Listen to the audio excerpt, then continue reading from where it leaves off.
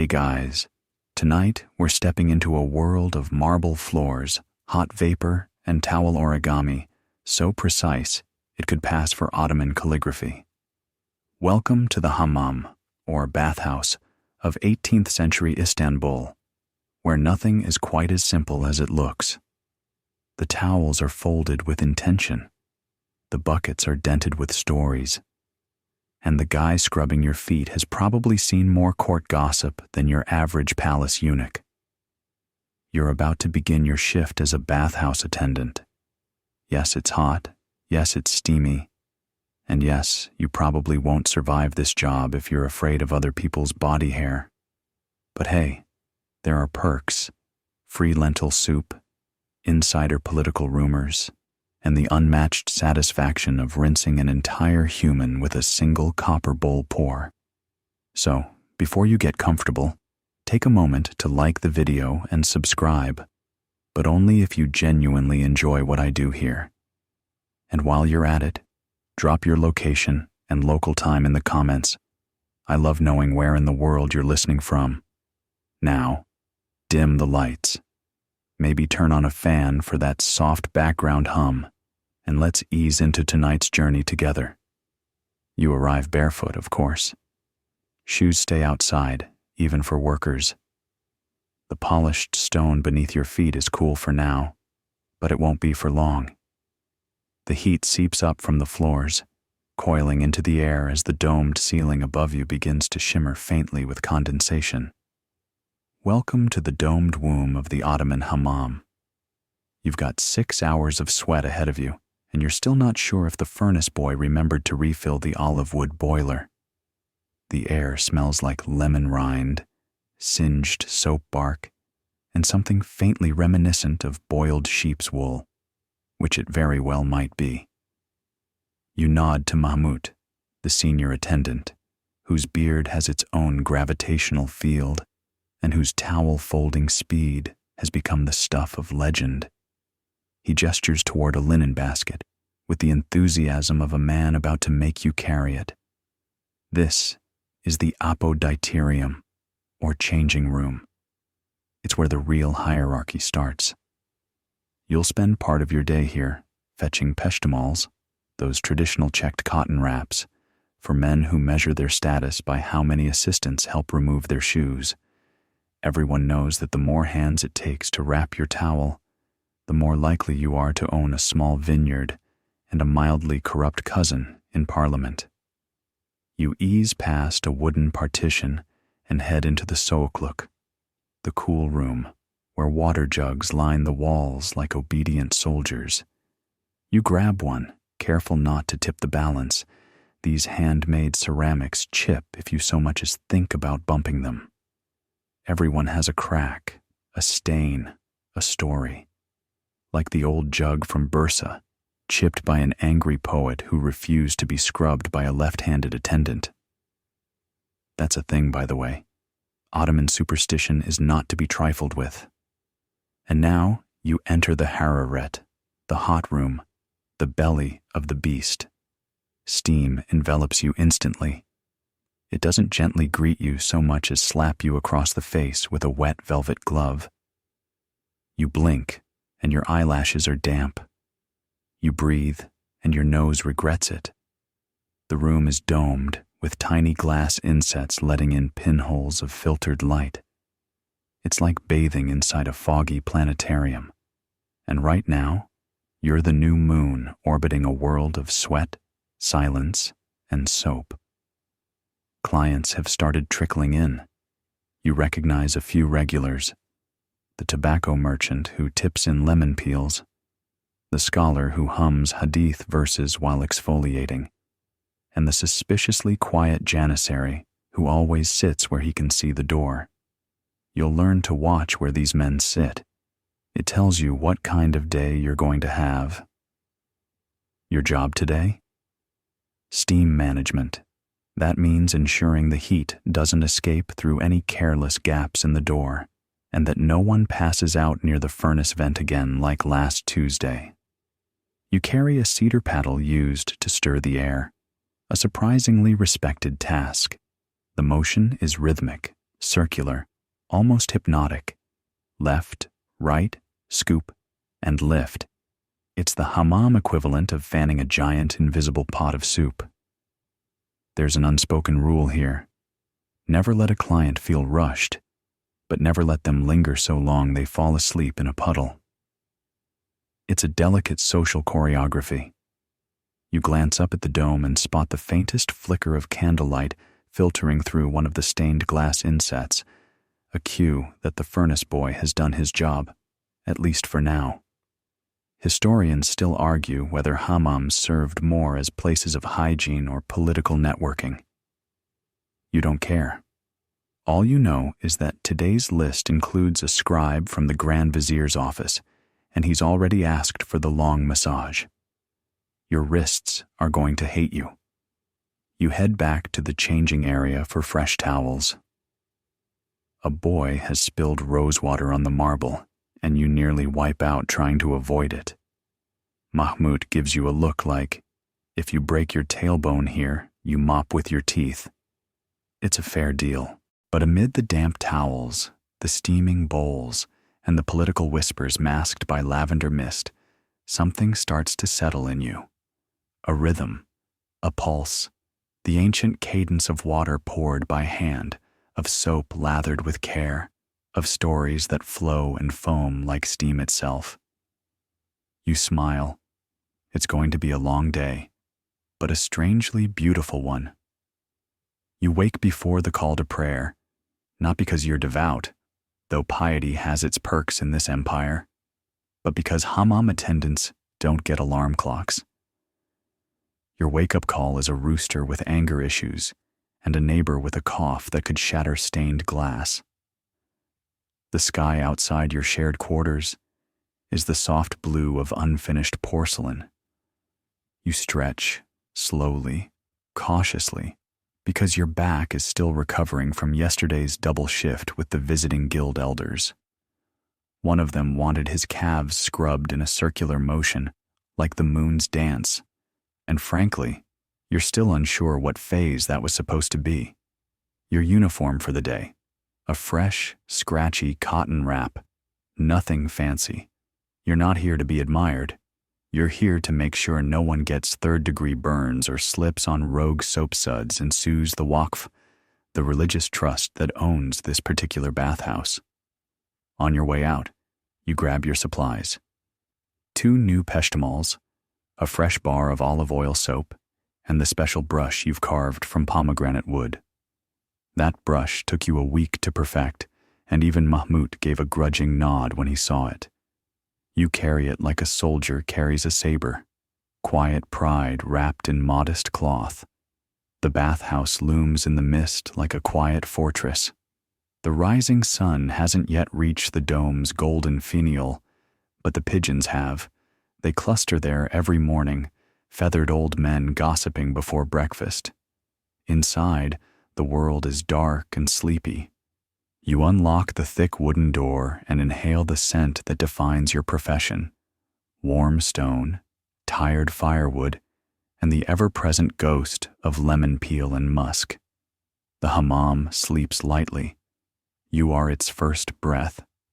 You light the lanterns one by one, their flames reflecting in pools of bronze and condensation. It's not glamorous, but there's a kind of magic to being the first soul inside a place made entirely of heat and echo. You've walked into a living thing, and for the next 12 hours, it will be your job to keep it breathing evenly. You make your rounds. In the sokluk, you straighten the cushions, some embroidered, some threadbare, all of them with that faint whiff of damp humanity.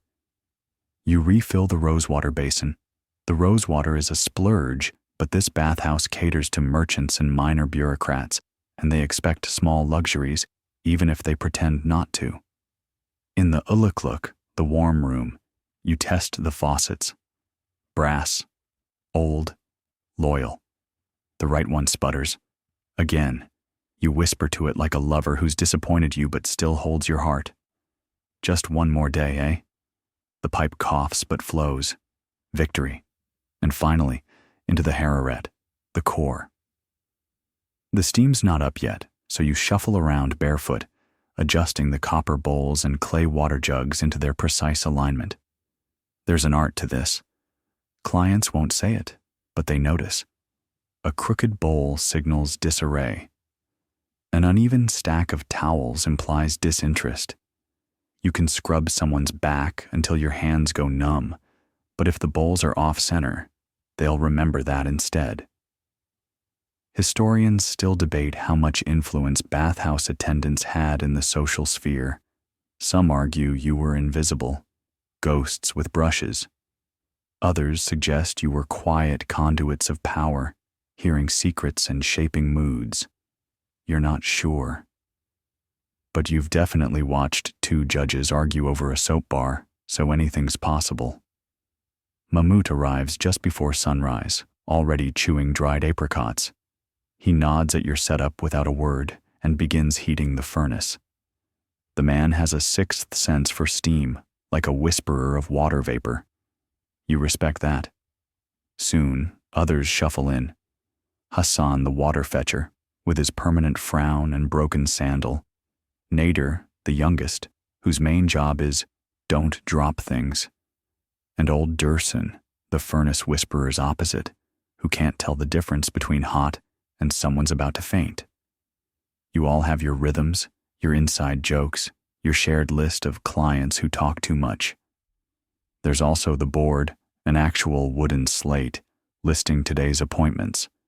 Morning slots are for merchants, minor clerks, and that one guy who insists on praying between scrub sessions. Afternoon brings the guildsman. And evening? Evening is a mystery, often filled with palace staff who don't give names but pay in silver. You check the first name. Salim Effendi, a regular, elderly, courteous, smells like cardamom and unresolved family trauma. He prefers the middle slab, likes his water lukewarm, and wants to be scrubbed only in downward motions. You remember this because the one time you forgot, he quoted a poet at you for 20 straight minutes about the flow of rivers and disappointment. You set his spot with care. 2 towels, one for sitting, one for draping. A sprig of mint in the water bowl. He likes that. You place the soap just so, turn the bowl slightly to the left, his left, not yours, and fluff the pillow. This is the part no one sees. The quiet choreography before the show begins. And it is a show. You're not just bathing people, you're orchestrating an experience, a humid, fragrant, slippery ballet of hospitality and heat. Salim arrives on time. He nods, you nod, no words, the respect of routine. As you help him settle, you feel the bathhouse awaken. Not all at once, but like a slow inhale. Heat rising, water sloshing, voices soft and echoing. Somewhere, a bowl clangs and someone curses under their breath. A new day, like all the rest, except entirely its own. And you? You are at the heart of it. Folding towels, pouring water, holding the secrets of steam. You're folding towels again, and you're doing it with precision, because in this bathhouse, towels aren't just towels. They are language. They are status. They are soft, rectangular flags in the unspoken diplomacy of heat and nudity. Each towel, or peshtamal, if you want to sound like you've read the manual, gets folded a different way depending on who it's for. Rich merchant with an entourage. Triangle fold with the embroidered edge showing. Old scholar who tips in proverbs instead of coins. Plain square, folded once, no fuss. That one guy who keeps claiming he's related to a vizier but has yet to prove it? Wrinkle it a little. Passive-aggressive folds are a real thing here. You move like clockwork, stacking peshtamals into tidy pyramids on cedar benches, each one infused with a faint scent of lavender and ambition. You've learned that folding towels is actually a kind of code. Want to signal that someone's time is up in the hararet? Slightly misalign their peshtamal? Want to warn Mahmoud that a guest is getting handsy? Fold one corner under and place it upside down. Bathhouse Morse code. It's not official, but it works. Historians still argue whether Ottoman bathhouse etiquette was codified or evolved organically. You're living proof that it evolved, mostly by necessity, sweat, and an endless series of awkward towel moments. You pass by the row of brass basins and grab the soap, thick, creamy, greenish blocks of pure olive oil lye that smell like clean memories and ancient kitchens. You carry them in a shallow wooden tray, careful not to let them slide. You once saw a new boy drop one, and it skidded across the marble like a runaway eel.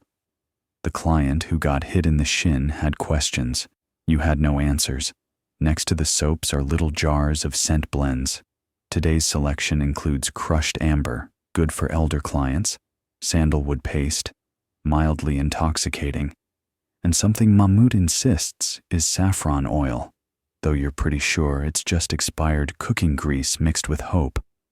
Then there's the kise, the exfoliating mitt, woven from silk, coarse goat hair, or in some cases, a rough cotton blend that feels like being attacked by a polite hedgehog.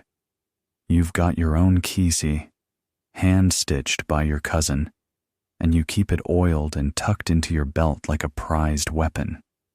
You approach the first client of the day, and he gestures toward the bench. You nod, rinse your hands in warm water, and begin with the traditional greeting. A single, gentle pour of warm water down the spine. Just enough to say, "I'm here," without the shock of surprise. Never surprise someone in the hammam. That's how legends start. You lather the soap slowly, methodically, until it foams like whipped cream and clings to the skin like silk. The scent is calming.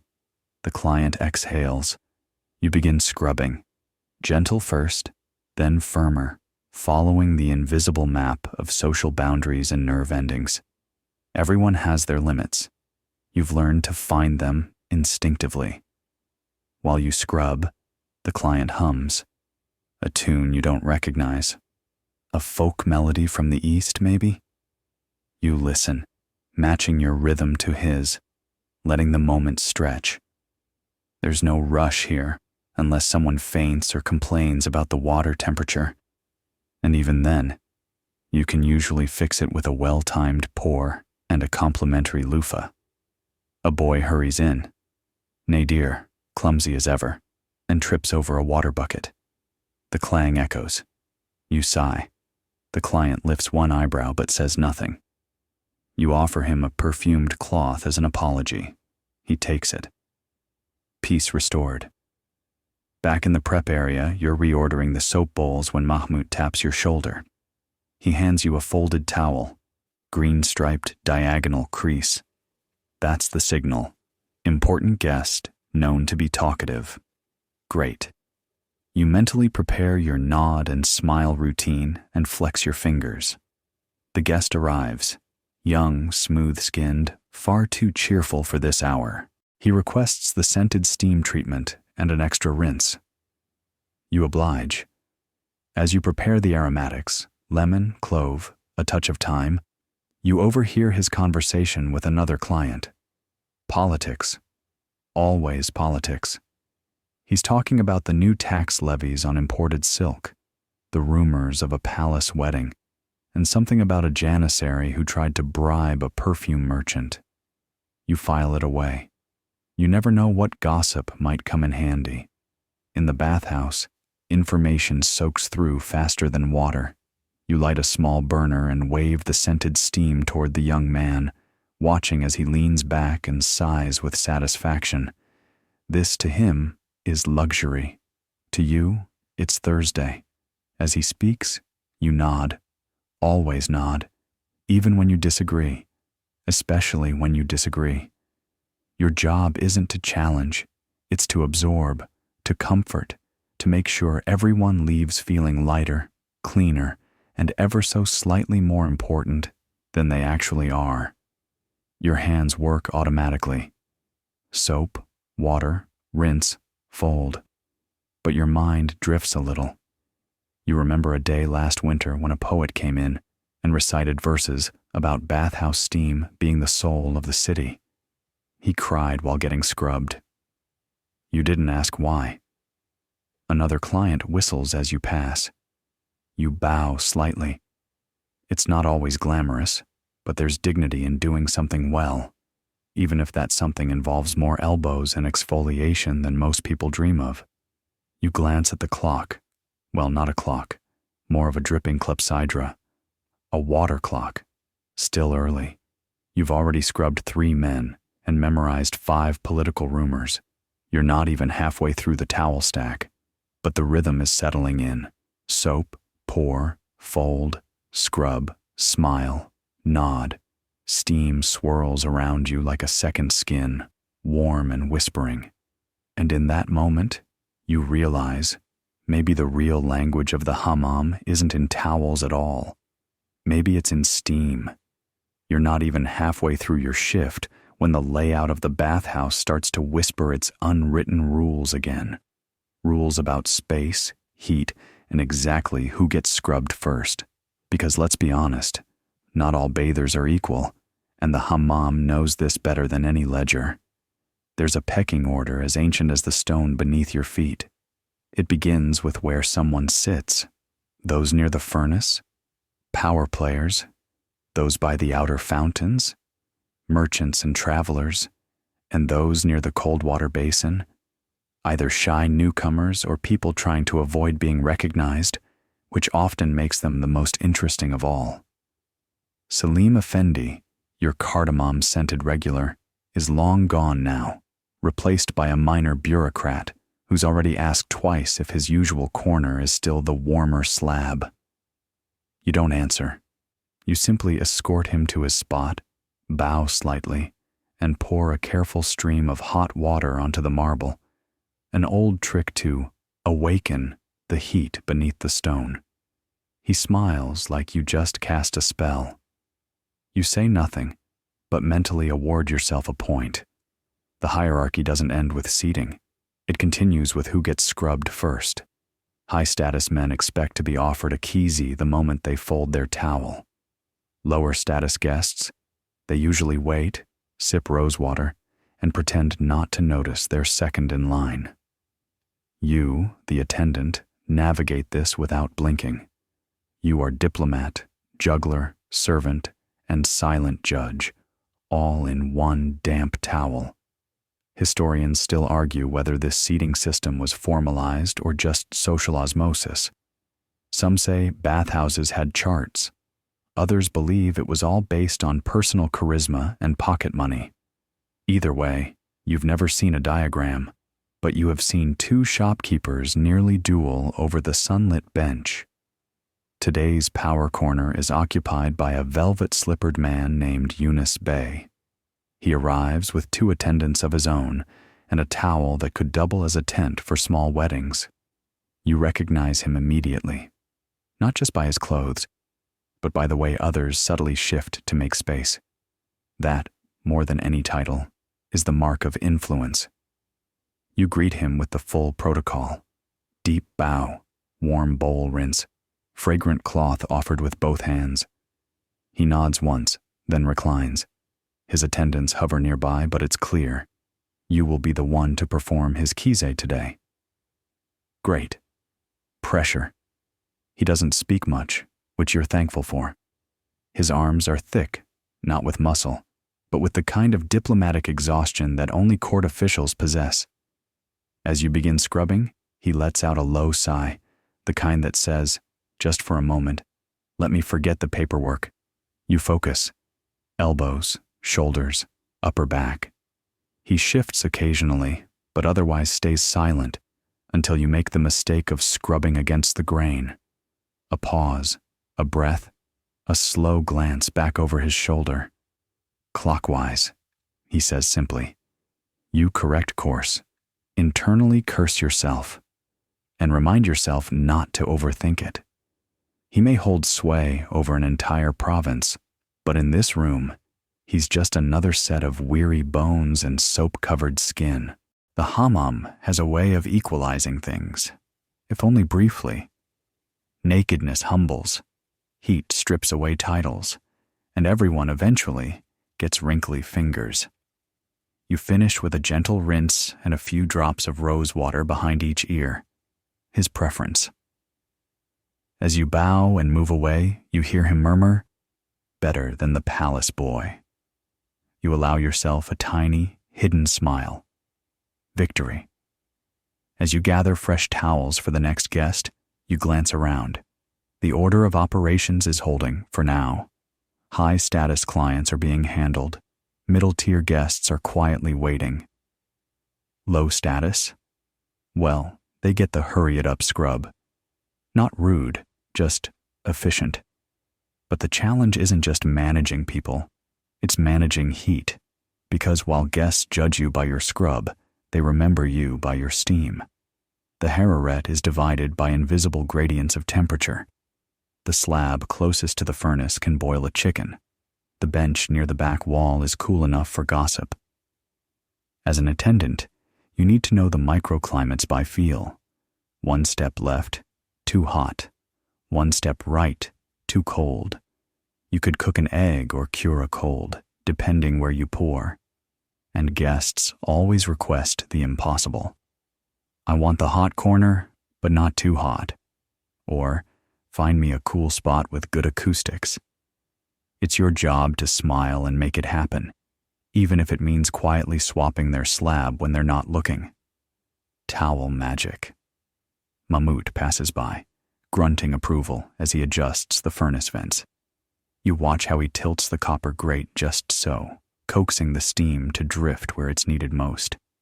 He doesn't speak often, but when he does, it's usually something like, "Don't pour water on that tile again, unless you want the dome to crack." Advice worth heeding. As the steam thickens, so does the crowd. A pair of spice merchants argue quietly in the warm room. A group of apprentices sits in the cool area, clearly here to listen more than to bathe. You recognize the signs, quick glances, long silences, the way they hush when a notable guest walks in. And then there's you, weaving between all of them, with towels folded to speak subtle truths, with bowls poured at the perfect angle, with eyes that see not just grime, but standing. This job is a dance, and the music is made of rising steam, rustling cotton, and the occasional splash. The water has to hit the skin just right, not too hot, unless they ask for it, not too cold, unless they're in a dramatic mood, but most importantly, no splashing. You're standing beside a copper basin, one hand holding a gently dented bowl, the other braced to pour. In this moment, you are not merely a bathhouse attendant. You are a conductor of water, an artist of angles, a practitioner of liquid grace. Because in the hammam, how you pour matters almost as much as what you pour. There's a particular wrist flick you've mastered. Slight bend, steady lift, then a slow pivot as the water arcs from bowl to back like a warm silk ribbon. A perfect pour glides. It doesn't crash. It whispers. You don't want your client blinking like they've just been hit by a rogue wave. You want them purring like a cat stretched in sunlight. Historians still argue whether such elaborate bathing techniques were inherited from Roman traditions or developed locally over centuries. All you know is, if you spill even a drop on a rich man's turban, you'll be hearing about it until the next full moon. Your current client is a judge, a short, stern man with wild eyebrows and a suspicious love of licorice. He hasn't said much, but he did eye your pour like he was about to deduct points. You brace yourself. Inhale. Pour. Success. The water glides down his back in one continuous stream, curling gently around the base of his neck before vanishing into the towel below. He exhales with what might be approval.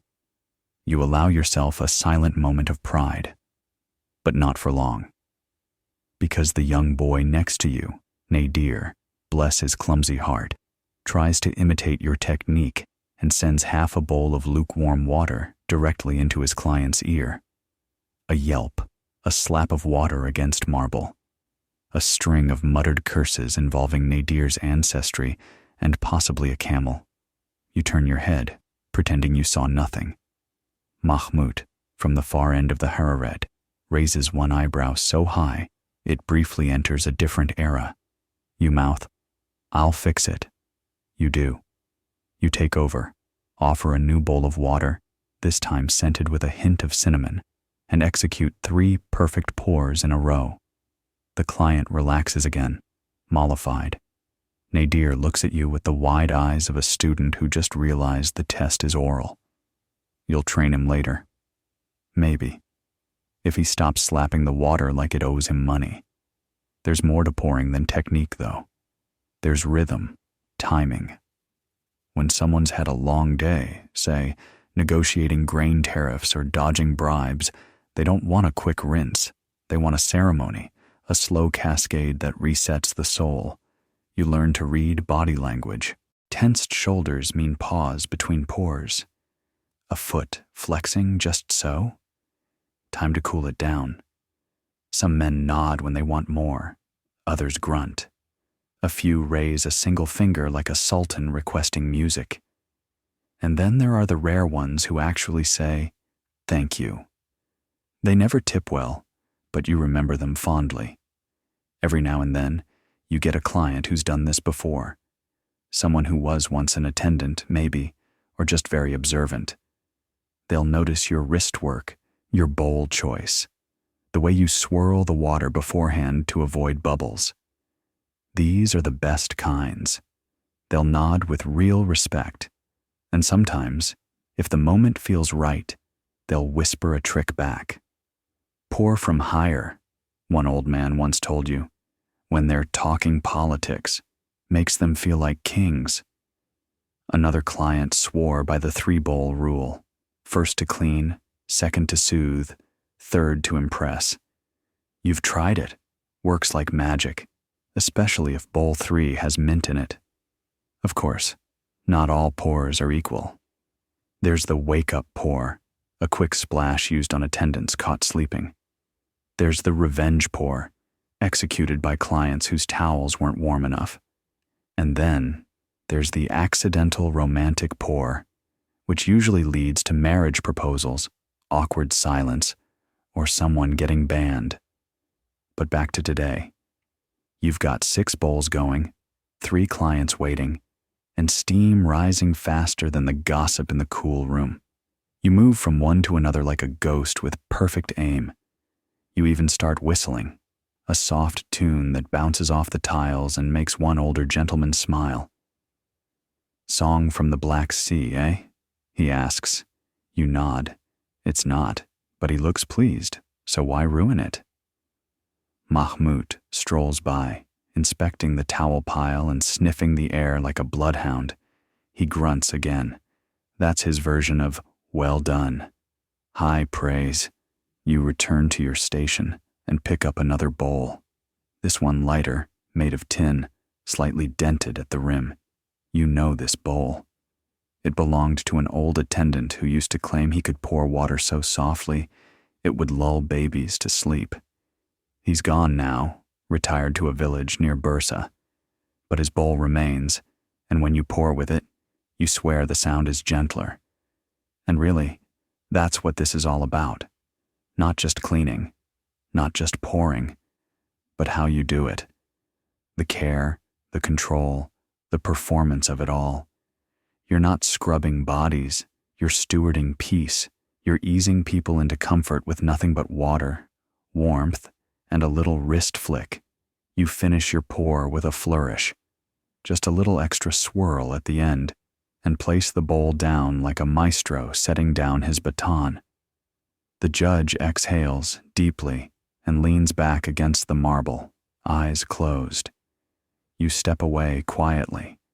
Steam follows behind you like applause. What's in the bowl today?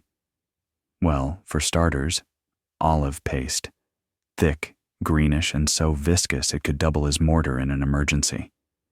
You scoop it with your fingers, feeling the grainy, sticky resistance of something that has no right to smell this good and look this suspicious.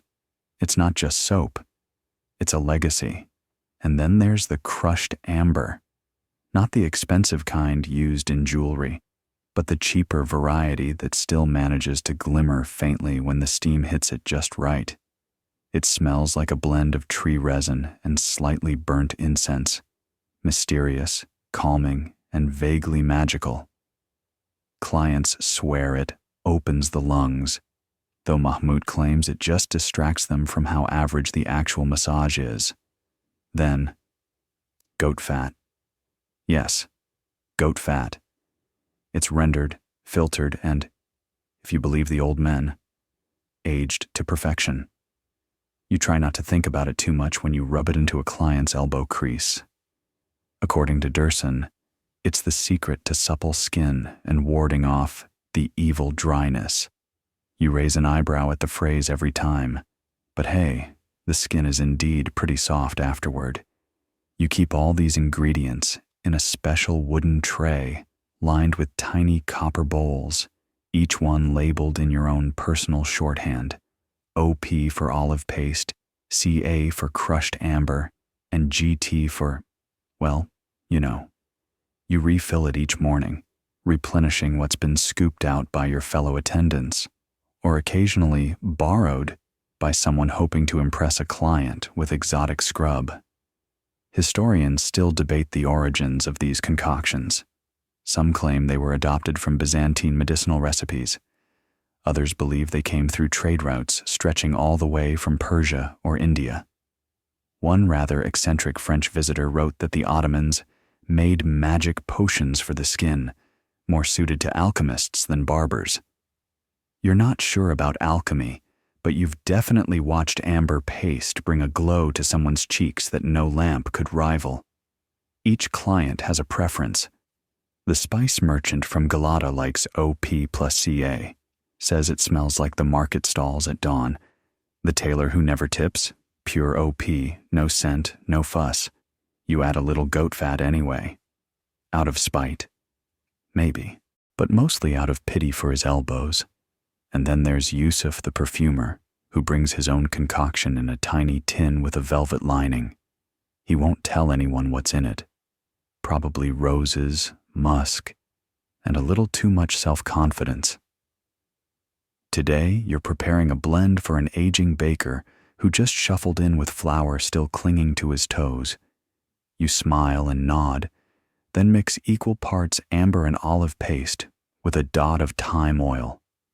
As you knead the mixture into your palm, the warmth releases a smell that makes the air feel like a garden floating above a soup pot. It's strangely comforting.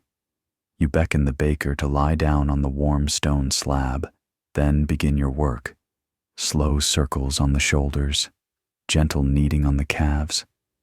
He sighs deeply, part relief, part exhaustion. You recognize it, the kind of sigh that says, "I've fed 100 people today and forgot to feed myself." You don't speak. Instead, you let the scrub do the talking. The paste glides across his skin, lifting tiredness, dulling thoughts, replacing them with softness and the slow realization that maybe, just maybe, he'll sleep well tonight. Across the room, Nadir is preparing a bowl with way too much goat fat. You make a mental note to intervene before he oils someone into a puddle. There's a trick to blending these substances: ratios, temperature, timing. If the paste is too cold, it clumps. Too hot, it melts into nothing. And you must always, always stir clockwise. Mahmoud insists it's tradition. You suspect it's superstition. Still, you don't risk it. One time, you stirred counterclockwise, and the soap hardened like candle wax. Coincidence? Maybe. But Mahmoud stared at you for a full minute without blinking, and that was somehow worse than getting scalded. Not all mixtures are for skin, by the way. Some are for scent. The crushed bay leaf blend goes in the fountain. The jasmine oil gets dabbed onto peshtemales for the upper-tier clients. And the mint and clove mix? That's for calming down anyone who walks in angry. Works almost every time, except on janissaries. Nothing calms them down, except Section 15. We'll get to that. You remember one evening when a Greek diplomat came in, demanded a fragrance of Anatolia, and then proceeded to lecture you on trade agreements while you smeared goat butter on his kneecaps. You've never felt more patriotic and confused in your life. Another time, a woman, during women's hours of course, requested a blend that smelled like the wind on the Bosphorus. You tried rosemary and salt water. She cried, said it reminded her of her wedding, gave you 3 silver coins and a poem. You still have the poem tucked in your belt wrap. There's something deeply personal about these blends. You're not just cleaning bodies, you're tuning people, like instruments. A little more rose oil here, a little less thyme there, and suddenly someone walks out humming instead of growling. You rinse your hands in warm water scented with orange peel and step back. The baker sits up slowly, touches his arm, and says nothing. But he smiles. That's enough. You wipe down your bowls, replace the lids, and make a mental note to restock the amber before evening. Somewhere in the distance, the water clock drips steadily. Someone's humming. Steam coils around the arches like lazy dragons. You inhale deeply. Even goat fat has its poetry. It's time for the massage, the real massage. The one everyone pretends is just a finishing touch, but actually makes or breaks their entire hammam experience. You roll your shoulders, stretch your wrists, and whisper a silent apology to your joints. Because today, you're massaging important people. Well, semi-important. Today's roster includes a grain inspector, a retired palace cook, and a man who says he consults for the Grand Vizier, which could mean anything from official correspondence to knowing a guy who once made tea at a cabinet meeting. You start with the inspector. He's already laid out on the warm slab, eyes closed, arms at his sides like a pharaoh in retirement. His only words so far have been, medium pressure, clockwise, avoid the left ankle. That last part intrigues you. You assume old war wound, but it could just be pride. You oil your hands with a mix of sesame and camphor and begin the routine. Shoulders, upper back, neck, lower spine. Your fingers move with practiced ease, tracing the same topography of tension you've handled 1,000 times. The key is rhythm, not force. A good massage isn't an assault, it's a conversation. One where your hands do all the talking and the client sighs in appreciative monosyllables. After 3 minutes, the grain inspector groans, "You're better than the fellow at Galata." You file this under professional wins and also potential gossip. Galata's hammam is known for its tiled dolphins, but not its subtle touch. Historians still argue whether Ottoman massages had specific protocols or varied by region. Some texts suggest coded sequences. Left shoulder means respect. Right thigh means friendship, which feels a little ambitious. You personally believe most attendants just learn by repetition and the occasional slap if they press too hard. Now, here's the secret. You don't really massage everyone equally. The palace cook, for example, he's getting the full works, not because he tipped last time, he didn't, but because he slipped you a roasted chestnut on his way in, and honestly, you've never forgotten it. He lies down grumbling about his knees. You nod like a physician and begin gently working his lower back with broad, circular motions. He hums under his breath, something that sounds suspiciously like a lullaby. About halfway through, he shifts and mutters, "Not like that. Use the side of your thumb." Ah, one of those clients. You nod, make a slight adjustment, and continue. He sighs. You both know he just wanted to feel like the expert for a moment. You're fine with that. Most people who come to the hammam aren't just looking to be scrubbed. They want to feel like they still matter, that someone sees them. And what better way to be seen than by someone kneading your glutes? Then there's the consultant. He's younger than the others, better groomed, and a bit too generous with the cologne. He doesn't lie down immediately. He poses, reclining like a man expecting a marble bust to be carved in his honor. You suppress a grin and begin the massage. He talks, non-stop. I told the Grand Vizier the same thing, you know, he says. Rice tariffs must be adjusted seasonally. Seasonal, that's the key. But do they listen? You murmur a vague, and shift your focus to his shoulders, which are surprisingly tense for a man who mostly seems to talk for a living. He rambles on, about court drama, a dog that nearly made it into a banquet, the current scandal over saffron prices, and you let him. Your hands move like clockwork. The irony is, you've scrubbed so many men with actual power who say almost nothing. It's the almosts who talk the most. And then, in a brief moment of silence, he says, "My father was an attendant too." You pause, just briefly, then continue, a little softer, a little more slowly. He doesn't explain further, and you don't ask. But something shifts in the air between you, a tiny loosening, a shared knowledge, even if unspoken. You finish with a gentle press down the spine, then rinse his back with water, just warm enough to soothe, but not shock. He thanks you, quietly. No more boasting. You nod. Not all massages are about muscles.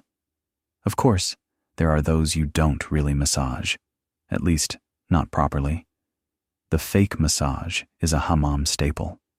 You pretend to knead, but it's more of a pat and glide situation, usually reserved for clients who are rude, impatient, or simply ticklish to the point of danger.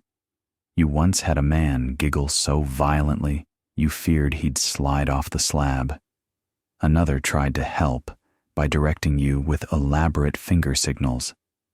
You gave him a full rinse and sent him off with a mint leaf behind the ear. A classic brush-off. Today's fake massage is reserved for the man who just complained the steam is too political. You don't even ask what that means. Instead, you give him the deluxe glaze and tap. Hands glide, pressure minimal, face serene. He sighs in what he believes is bliss. You pretend to be focused. Everyone wins. Across the room, Mahmoud is massaging an elderly imam with hands so precise they could thread a needle blindfolded. You watch his technique, slow forearm drags, rhythmic thumb pulses, and try to memorize the sequence. It's a performance, a language, a poem. Some say massage is a luxury. You think it's a form of listening, because under your fingers, a man tells you what kind of day he's had, what kind of life, sometimes. The back tightens in grief. The shoulders clench with pride. The feet, they never lie. You rinse off your hands, stretch your wrists, and roll your neck. The next client is waiting.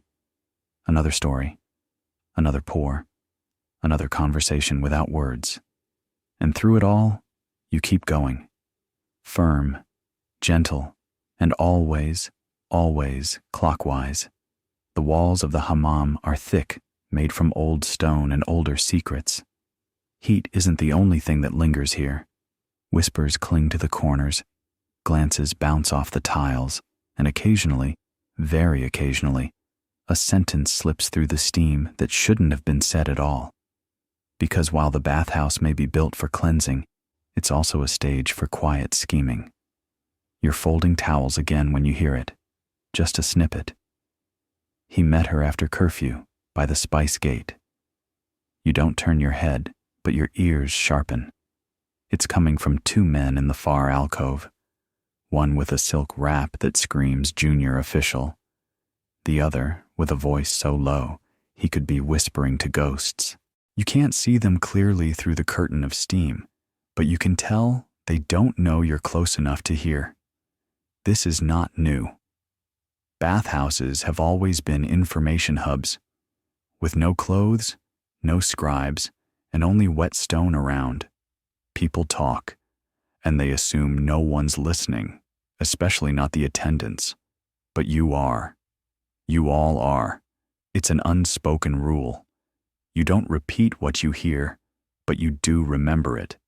Because in a world where knowledge is power, the man who pours water may know more than the man who signs decrees. Historians still argue whether hammams played active roles in intelligence gathering. Some say attendants were informants for the palace. Others think that's romantic nonsense. But you've seen Mahmud get very quiet after certain clients leave. And once, you watched a man arrive a foreigner and leave with a job in customs. You move closer to the whisperers, not because you're snooping, of course not, but because the floor near them needs mopping, obviously. If the letter gets intercepted, they'll know about the ferry schedules. That's a new one. You mop slowly, silently. The whisperers pause as you pass. One glances your way. You give a polite half-bow, then turn, as if oblivious. It's part of the game. I didn't hear anything you said, but yes, you should probably lower your voice. Sometimes people come here to whisper. A few months ago, a merchant and a tax collector sat for 2 full hours in the hot room, pouring water and discussing agricultural discrepancies. You're no expert in wheat, but you're fairly sure it doesn't usually involve bribes hidden in soap deliveries. Then there was the Janissary captain who once asked for a private rinse. He brought his own towel, his own bowl, and his own guard, who stood outside the door and glared at the steam like it owed him money. The captain didn't speak much, but after his visit, a certain troublesome baker suddenly found himself relocated to Edirne. Coincidence? Maybe. The steam softens voices. That's part of why they talk here. People assume nothing carries in this heat, but it does, just differently. Words float, hover, drift. You've learned to catch them like fishing nets catch minnows. Light, silent, effective. Not that it's all political. Sometimes the secrets are charmingly mundane, like the older gentleman who confessed to hiding his figs from his grandchildren, or the apprentice who admitted he's been reusing a towel because it smells like his mother's lemon cookies. You said nothing, of course, but you folded his towel a little tighter the next day. There's a room in the back, the Kernalik, where people think they're alone. It's small, half-lit, just warm enough to feel private but not hot enough to fog the senses.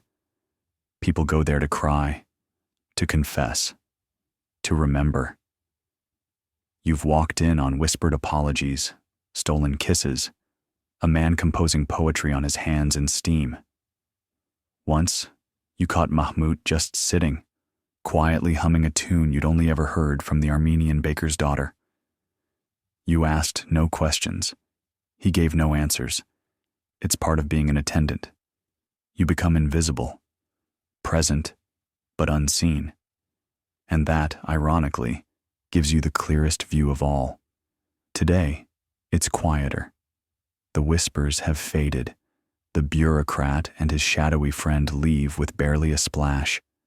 You make a note, mentally, of course, and return to folding. Later, you see them again, in the sokluk, sipping water and speaking of inconsequential things. Olives, ferry prices, the weather in Salonika. But their eyes flick around too often. They're watching who's watching. You pour a glass for them both and bow. They nod. The one with the quieter voice tips a coin into your pocket. No reason, he says. You nod back. Later, Mahmud finds you near the furnace. He says nothing, just hands you a small cloth with an embroidered crescent. You recognize it. It belongs to a courier who hasn't been seen in 2 weeks. You raise an eyebrow. Mahmoud shrugs. Steam carries things, he says, and walks away. You turn back to your duties, folding, rinsing, scrubbing. You don't ask questions, you don't repeat stories, but you remember them. Because in the marble and mist of the hammam, truth floats with the vapors. Some rises, some settles, and some clings to the walls like lichen, waiting to be heard again. You wring out your cloth, the one with the old crescent stitched into the corner, and you keep listening. You're scrubbing the floor with bread again. Yes, bread. Not the fluffy, sesame-sprinkled kind you dip in honey. This is hard, stale, day-old flatbread that could knock out a medium-sized pigeon.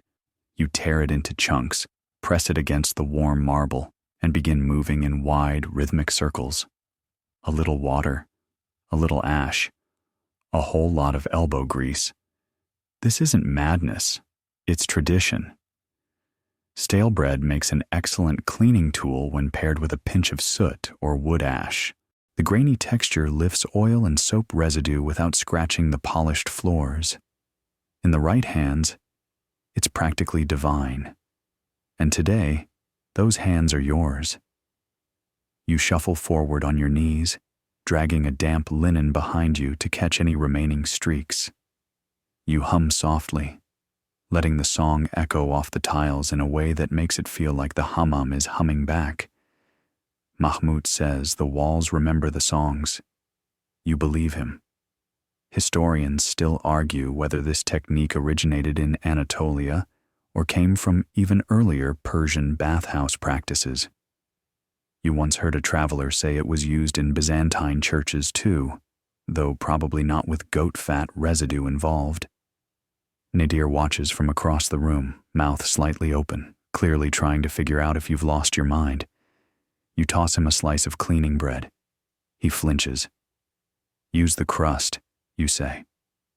He kneels reluctantly, begins scrubbing in small circles, then pauses. It smells like lentils. You sniff. Better than what it smelled like before. You return to your work. The combination of heat, ash, and stale carbs forms a paste that picks up soap scum better than any brush. You've tried using proper brooms. They streak. Mops, too wet. Scented vinegar? Tempting, but clients complain when the room starts to smell like pickled salad. Bread and ash, though? Timeless. Oddly satisfying. A little crunchy under the palm. A little holy in its humility. There's a ritual to it. Sweep with the bread. Dust with the ash. Wipe with linen. Pour a bit of warm water to finish. It feels less like cleaning and more like an ancient dance. A forgotten prayer whispered through crusts. You remember the first time Mahmoud handed you a loaf and said, "Don't eat it. Use it." You thought he was joking. Then he made you scrub the sokluk while he sat in the harem sipping lemon water and judging your floor work like it was a public trial.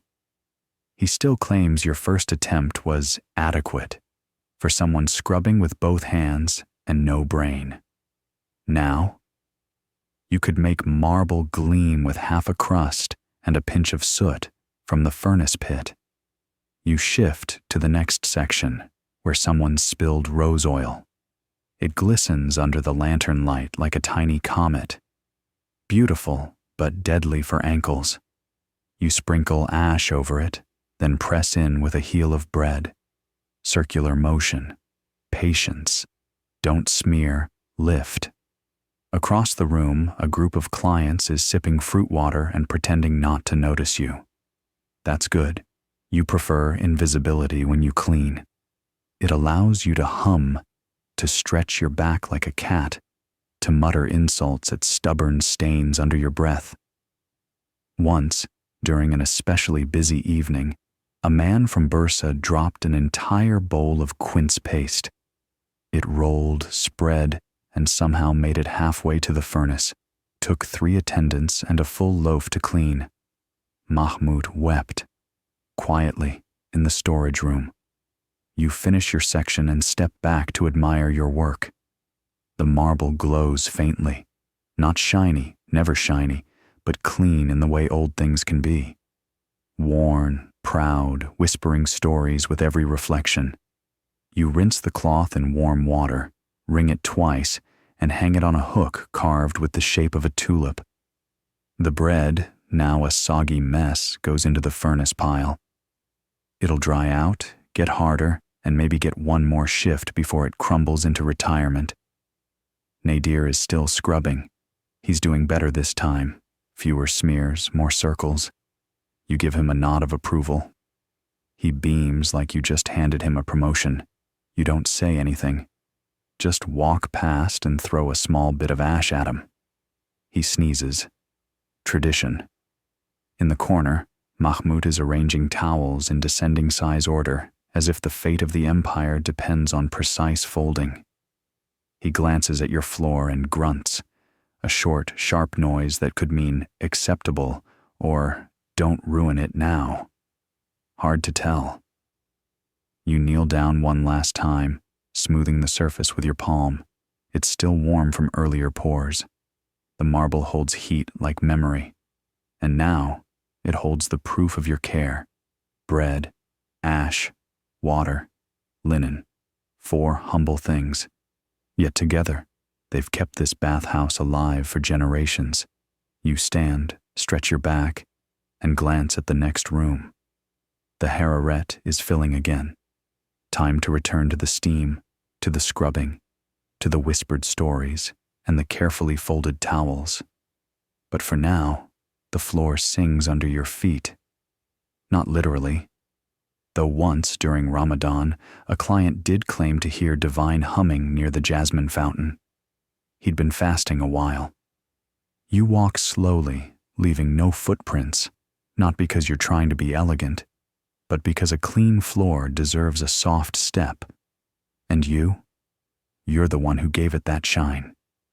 The steam is rising a little too fast now. You can feel it thickening in the air, curling with a touch more urgency than usual. It's not dangerous, yet. But it's pushing the boundary between soothing fog and breathing inside a kettle. Which means one thing. The furnace boy has overcooked it. Again. You make your way toward the furnace chamber, that ancient, fire-filled belly of the bathhouse where the real magic happens, and where things occasionally go very wrong. It's hotter here. Not hammam hot. Real hot. Your skin tightens, your nostrils flare, and your towel feels more like a mistake than a uniform. The walls radiate a dry, urgent warmth, and the air smells like wood ash and damp bricks. The furnace, or kulhan, is a monstrous hissing beast, fed with olive wood, almond shells, and whatever scraps will burn without smoking up the whole building.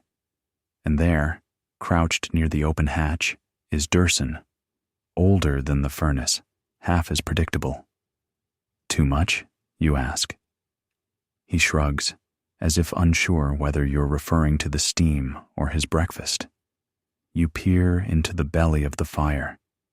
It's glowing a little too cheerfully. Someone's clearly tossed in a log that hasn't been properly cured. The flames are a little erratic, too high for midday.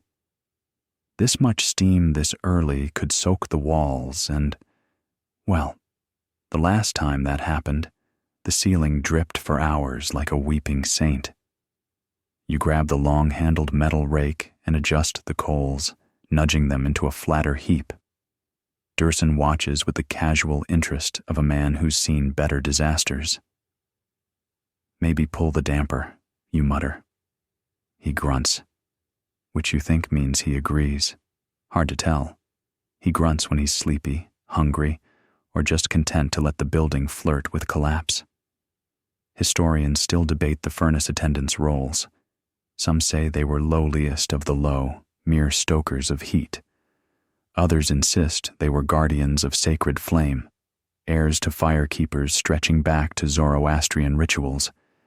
You're not sure what to believe, But you do know Dursun once cooked an egg on a pipe and called it an offering to the bathhouse gods. You close the furnace hatch gently. The fire hisses back, quieter now. Good. The hammam breathes easier when the fire is balanced. Still, you know what this means. For the next hour, you'll be monitoring every room, watching for signs that the temperature's spiked.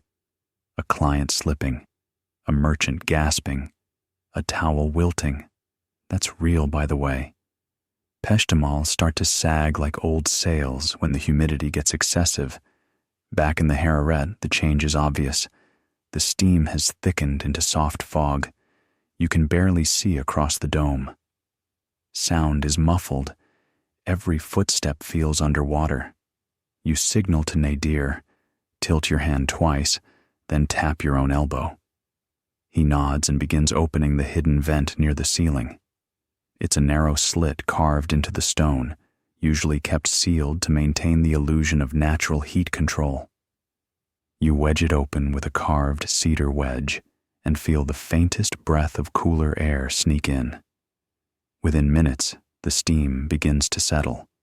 Not vanish, just behave. You've dodged a crisis, but only just. You turn your attention to the nearest client, a man who looks like he's been left on a shelf too long. His face is flushed, his eyes closed. Not in peace. This is pre-fainting. You grab a bowl of cool water and pour gently along his arms. He flinches, blinks, breathes. You smile. Too hot for you, Beyefendi? He grunts. Everyone's a Dursun today. You hand him a damp cloth and guide him to the cooler alcove. It's just outside the Hararet, near the scented fountain, the kind of place where old men play with worry beads and younger men pretend not to be impressed by towel origami. You settle him in, offer a fresh fig slice, house tradition, and return to the center. The marble slab in the heart of the Hararet is warm, but no longer threatening. You kneel down and run your palm along it, smooth, calm, ready. But this wasn't always the case. You remember last spring, when the furnace flared during an embassy visit. The Austrians refused to remove their hats. The French diplomat tried to fan himself with a silver bowl. Someone slipped, someone else shrieked, and Mahmoud had to lead everyone into the cooling room like a sweaty parade of overcooked bureaucrats. Since then, you've learned to watch the signs.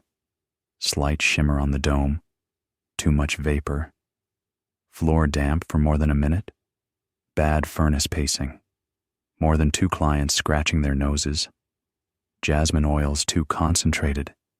The hammam isn't just water and soap, it's balance. Like a living creature, it sulks if ignored and throws tantrums if abused. You refill the ash bowl, wipe the rim of the marble basin, light a fresh lantern in the dressing room. The rhythm of recovery begins. In the corner, Mahmoud finally reappears. He doesn't say anything, but the way he nods at the furnace tells you he noticed. Maybe even approves. You'll never get him to say it aloud. But he didn't grunt. That's basically a compliment. The steam begins to sparkle again in the light. Controlled, tamed, just the right thickness to veil, not choke. The hammam has forgiven you. You sigh, stretch your fingers, and get back to folding towels. Because somewhere, in a changing room full of mint-scented robes, someone is about to request a hotter slab, and someone will have to say no. Lunch arrives not with a bell, but with the unmistakable scent of lentils and pickles drifting through the bathhouse like a polite invitation to survive another shift. You're in the cooling room now, soak-look, barefoot and damp, your wrap clinging to you in that uniquely hammam way that's somehow both warm and clammy. You sit on a cushion that's seen better years but still holds its shape, and for once, no one is calling your name, throwing a bowl, or slipping dramatically for attention. This is the sacred time of day, the midday meal. And it is sacred, not because of the food, which is humble and usually lukewarm, but because it's the only moment when everyone in this tiled world exhales at the same time. Nadir is already chewing, his plate balanced precariously on his knee. Mahmoud, as always, eats with surgical precision, 1 pickle per bite of lentil mash, no crumbs, no mess, no emotions. Dursun, late as usual, appears with a mysterious hard-boiled egg and no explanation. Your meal? A scoop of lentils, a chunk of bread that miraculously escaped cleaning duty, and a modest pile of pickled carrots. You chew slowly, letting the salt cut through the steam in your throat. It tastes better than you remember. Hunger will do that. Nobody speaks. Not yet. That's tradition. The first 5 minutes of lunch are silent, part out of respect, part because everyone is too tired to form coherent sentences. Only the sound of spoons scraping wood bowls and the occasional clink of a clay water jug being passed around. Historians still argue whether Hammam's staff had designated lunch rituals or just stole bites when they could. You're firmly in the ritual camp. There's too much unspoken choreography here for it to be accidental. Who sits where, who pours the water, who gets the soft seat.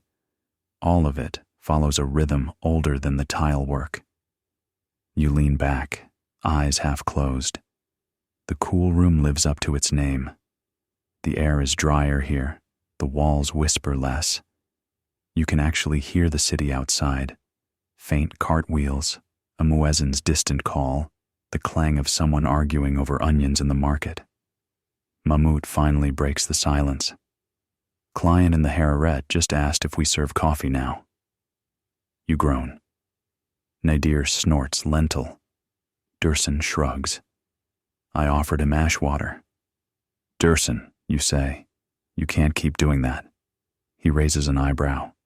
He tipped me. Well then. A moment later, you hear laughter, actual laughter, from the next room. Some clients are still inside, enjoying the post-scrub glow, and clearly riding the edge of euphoria. You smile. That's good. A happy client returns. A happy client tells his friends. A happy client might tip. You return to your lentils, dipping bread, letting the steam ease out of your shoulders as you sit still for the first time in hours. One of the older attendants, Hassan, who only works on Fridays, once told you this is the moment that determines the rest of your shift. Rush lunch, rush the day, eat slow, move smooth. You've taken that to heart. There's something meditative about chewing slowly in a room made of stone and steam. Nadir reaches for a second helping. You arch an eyebrow. He pauses, then offers you half. Good lad. You both eat.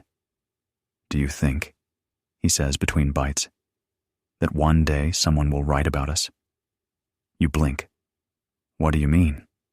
Like in a book, about bathhouses, and the people who work in them, not just the rich guests.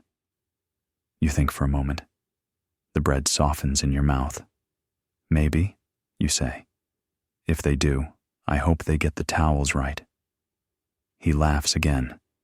You remember a client from last month, a scholar draped in green with ink-stained fingers. He asked more questions than anyone you'd ever scrubbed, about steam ratios, about floor angles, about what oil works best on a tax collector's shoulders. You answered what you could. Before he left, he said, "The bathhouse is the city's second heart." You liked that. You wrote it down. Now, halfway through your pickle, you realize he might have been right. The bathhouse doesn't just clean the body. It processes the day. It scrubs away the dust of the streets and the weight of closed doors.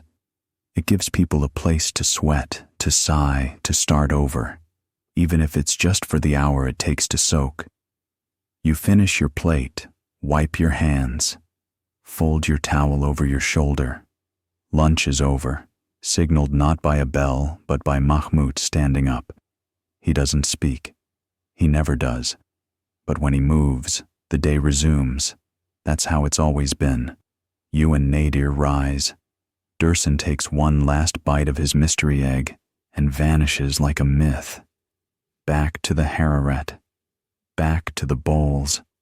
Back to the breath of the bathhouse. And somehow, because of lentils and silence, it all feels a little lighter. The marble under your feet shifts in mood as the light changes. Afternoon, hammam sunbeams filter through the glass-paned dome like golden blades, slicing through steam with a quiet sort of ceremony. This is when things get strange, because this, as everyone knows, is when the ghosts wake up. You smile to yourself. You don't believe in ghosts. Not really. But the hammam does funny things with sound and space. And sometimes, especially when the slabs are empty and the steam hangs low, you'd be forgiven for thinking the building breathes on its own. Nadir, naturally, believes all of it. There's something in the hallway, he whispers, eyes wide. You look at him over your shoulder, holding a basin of lemon-scented rinse water. In the hallway, you repeat, the one we use every day? No, not that one. The forbidden hallway. Ah, that again. Every hammam has one. A side passage no one uses anymore. This one's blocked by a faded wooden lattice and a row of dusty oil jars that no one's dared move in years. Officially, it leads to an old cistern. Unofficially, it's where towels vanish and echoes have opinions. Historians still argue whether such stories were invented by bathhouse workers to amuse apprentices or by apprentices to delay scrubbing duty. Either way, the forbidden hallway has earned its reputation. No one cleans it, no one lights it, and if you pass by alone, especially after sunset, you walk just a bit faster. Dursun, of course, once claimed he slept there overnight and woke up cleaner than when he went in. You suspect he was just very drunk. Still, the next morning, every towel in the adjacent storage room had been folded into perfect squares. Coincidence? You glance toward the hallway now. It's just barely visible from the Hararet. A flicker of shadow between two columns. Nothing unusual, but still. Today, something does feel off. It starts with the missing sandal. You find it lying in the fountain. One, just one. The client swears he left both by the basin. Nadir swears he didn't touch them. You all know sandals don't walk themselves, but somehow they always end up far from where they were left. Next, a towel vanishes, a green-striped one. You're sure you placed it beside the mint basin for the scholar from Edirne. 5 minutes later, gone. Mahmoud swears you imagined it. You didn't. You folded hundreds of towels this week. You know your own folds. That corner tuck was unmistakably yours. You search the area. Nothing. You check under the benches, behind the bowls, even under Dursun, just in case. No towel. Then the humming starts. It's faint, higher than the usual manly hum of a merchant getting his calves scrubbed. This is something else. Lighter, like a lullaby half remembered. You pause mid-pour. Nadir freezes, kiza in hand. You hear that? He whispers. You nod, slowly. Mahmoud, from the sokluk, says nothing, but he closes the door between rooms, very quietly. You resume your work. You're not superstitious. Not really. But there's something to be said for respecting the acoustics of a 300-year-old bathhouse. The clients don't seem to notice. They continue sipping fig water, chatting about tariffs, admiring their own freshly softened arms. But every so often, someone glances toward that shadowed hallway with a wrinkle in their brow, a hesitation, a sense that something just tapped their shoulder without permission. One client, A wiry man with a tremor and 6 rings asks if the cold slab is still available. You know what he means, the one near the hallway. You tell him no. You don't even check. Some slabs are best left unoccupied today. Later, while fetching a fresh bowl, you catch a glimpse of movement in the hallway. Just a flicker. Just enough. You walk calmly back to your post, pour the warm water, and smile at the merchant who asked for a scent like old prayers. You oblige with sandalwood and clove. Steam swirls, the humming fades, the missing towel never reappears. But the client from Edirne leaves unusually refreshed. He says the hammam felt larger than usual. You nod politely and hand him a mint.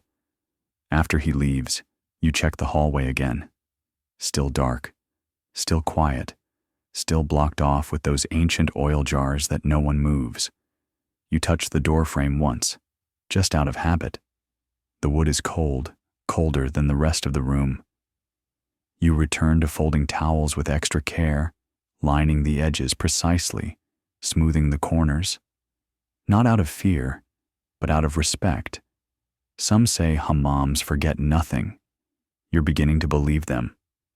The towels come in a sealed basket today, embroidered, royal, and distinctly not from your usual clientele. That's your first warning. The second is the note pinned to the top. For immediate attention. Handle with discretion. Royal seal. You and Mahmoud exchange glances. He raises one eyebrow, the universal sign for this might be above our pay grade, and gestures for you to open it. Inside, linens so fine they shimmer in the steam, woven in patterns you've only seen on palace couriers.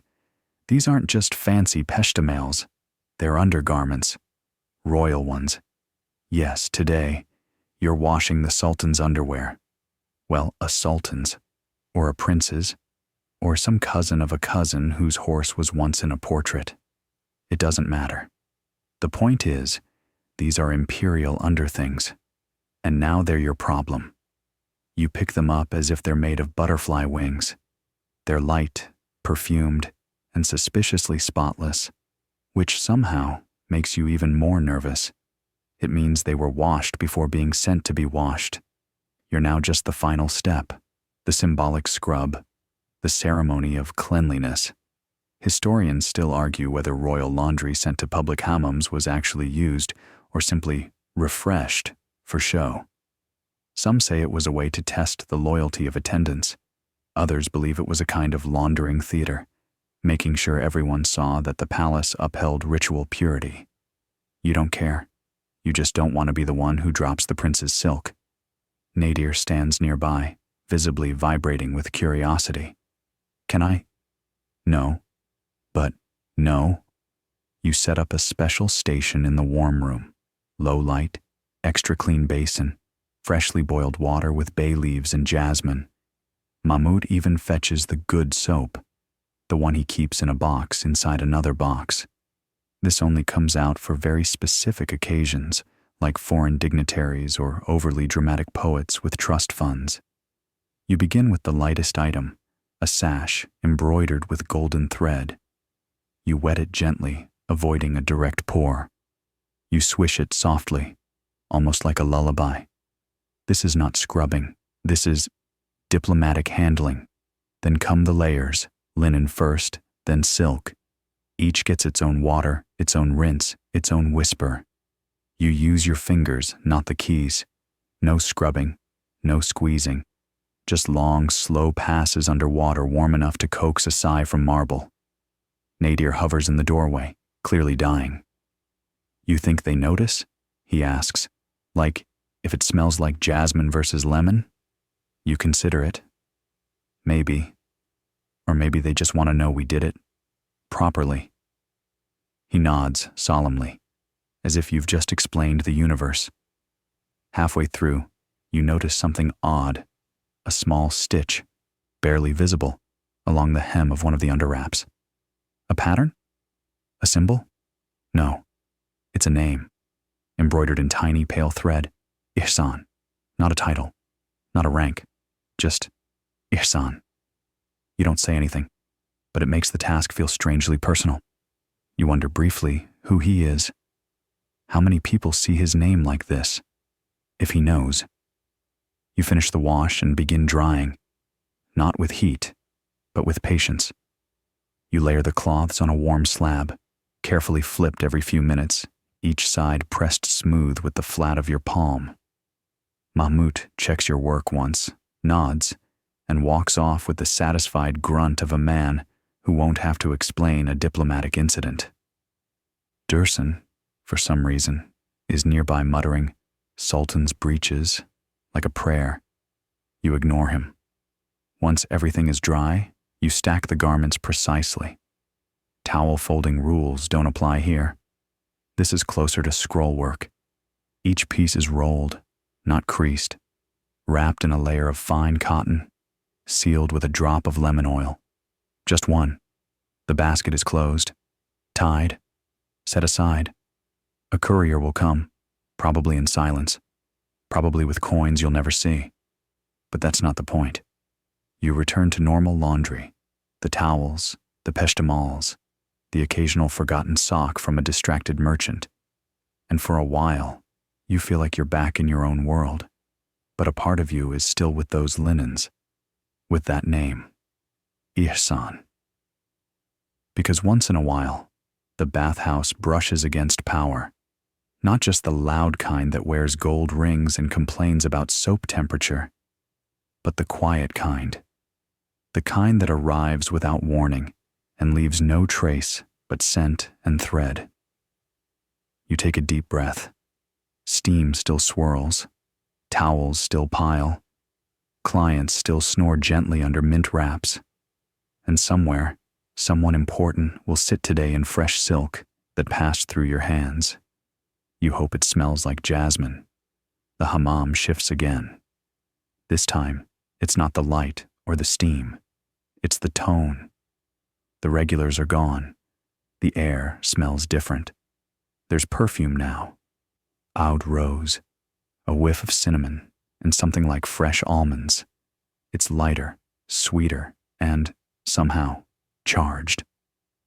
You glance at the clock. Women's hours have begun. Mahmoud vanishes like a ghost. Dursun already slipped out before the shift change. Nadir looks unsure whether to run or faint. You nudge him toward the storage room. Fold, don't breathe. He nods and disappears. You remain. Because this shift, this sacred, mysterious, unpredictable shift, belongs to the senior attendants. And today, that means you. The women's hours in an Ottoman hammam are a world apart from the rest of the day. The layout doesn't change. The steam doesn't change. But the energy? Completely different. More vibrant, more alive, more vocal. You prep the room quickly. Fresh basins, double-scented towels, a tray of tiny glass bottles, rose, myrrh, orange blossom, something labeled only Moon Blend. You don't ask, you just set it out. And then they arrive.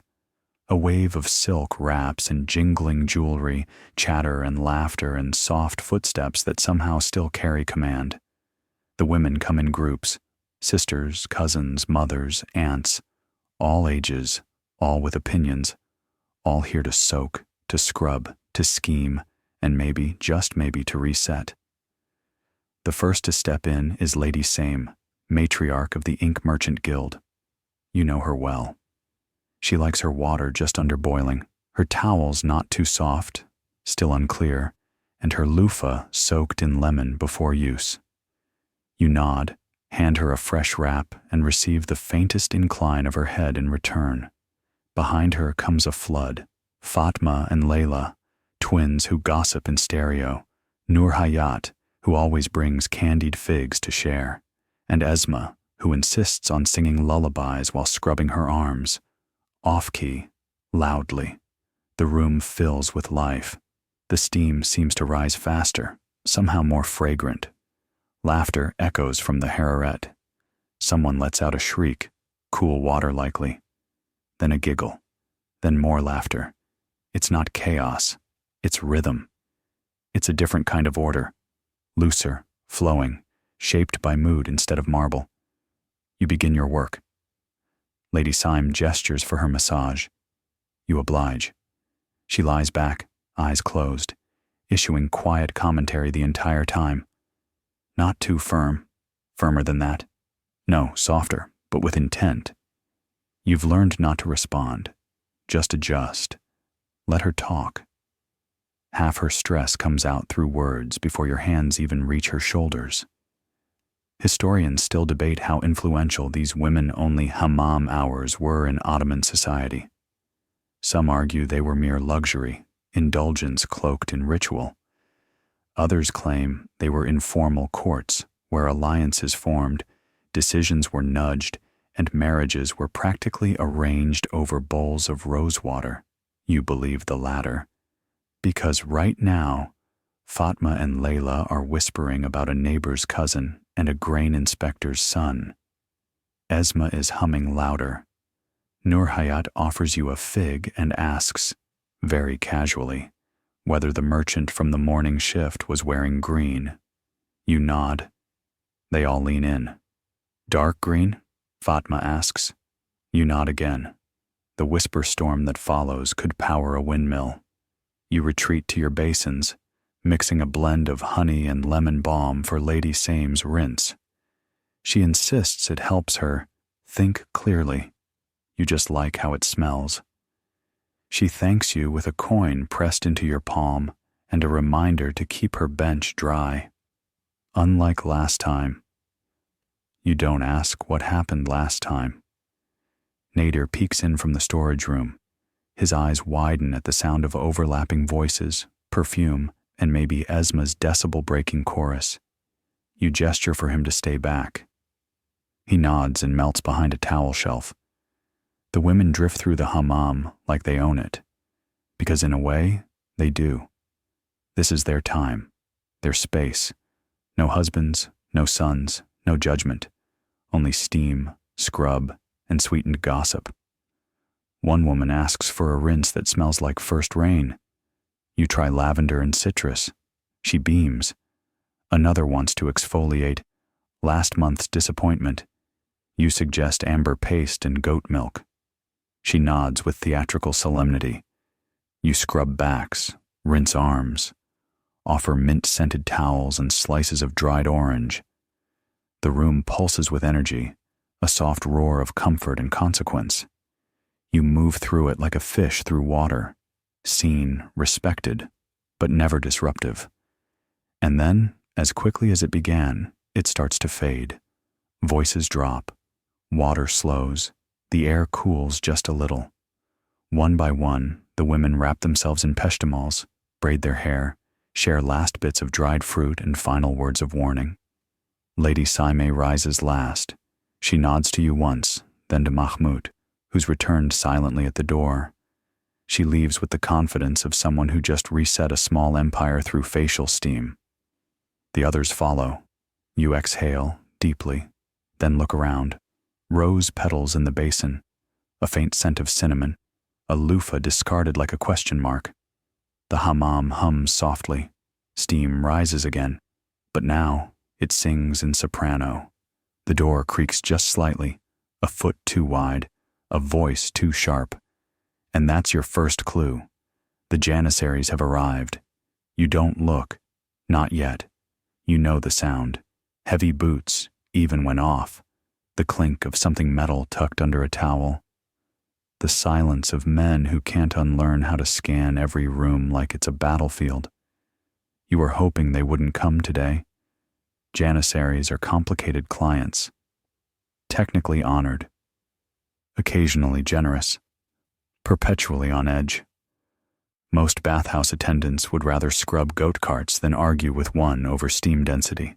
But here you are, already arranging their peshtimals in a way that communicates both deference and zero tolerance for nonsense. The first enters. He's huge, not just in size but in presence.